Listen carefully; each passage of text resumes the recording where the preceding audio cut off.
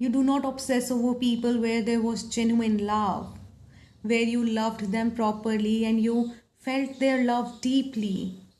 Like when that kind of love ends, of course, it hurts you deeply. You cry over them, you miss them, but there is peace in missing them. It does not haunt you because your love was given and received properly.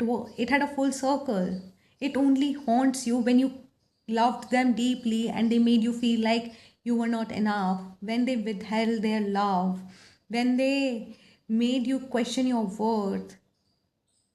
That kind of love makes your nervous system stay stuck even when things end.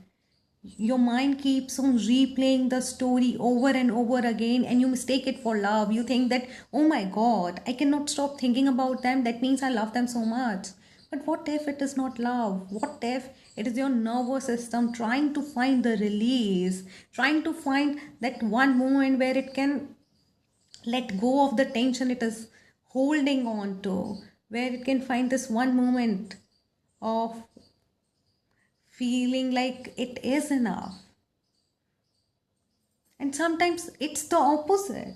Sometimes the other person loved you deeply and you did not, and you kept on replaying it too, over and over again, not to get them back, but to repair the guilt of not loving them properly. Maybe it is not love that you are missing. Maybe it is nervous system regulation, where you can finally find the closure and let go of the tension that you were holding on to.